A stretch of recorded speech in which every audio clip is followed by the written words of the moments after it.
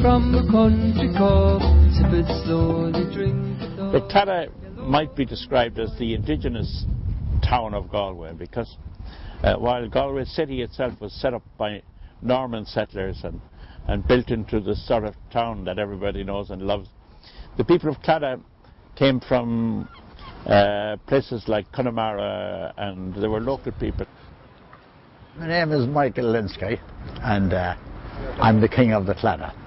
The Claddagh was a famous fishing village about 100 years ago, and right up to the Second World War it was still very busy fishing. They had a lot of boats fishing here.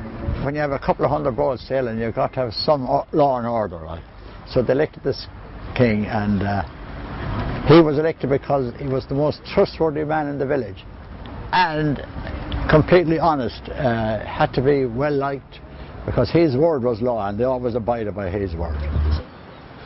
The Claddagh people survived totally on fishing. They had boats, quite small fishing boats.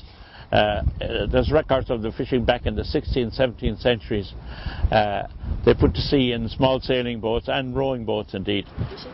This is my little float jug here. I bought the second one I bought the first one in 1961.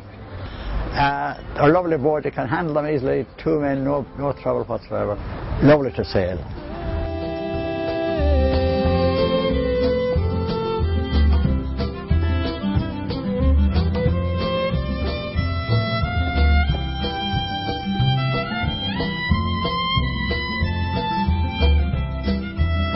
The women used to do a lot of work in the Claddagh. The men caught the fish, but the women took over then, and they sold them as well as salted them, dried, you know. They've done a lot more work than the men actually.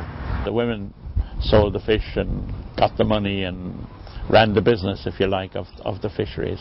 Actually, that little bridge there now, no woman would go over that bridge after midnight. Not if her life depended on it, she wouldn't cross that bridge, because the devil was seen on that bridge.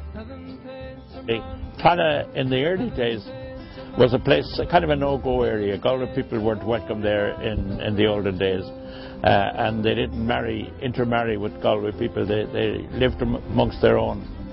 And nowadays Claddagh is one of the most fashionable places to buy a house in Galway, if you can get one. So, you know. I know it's still a nice place to live. It's quiet. We don't have touch wood.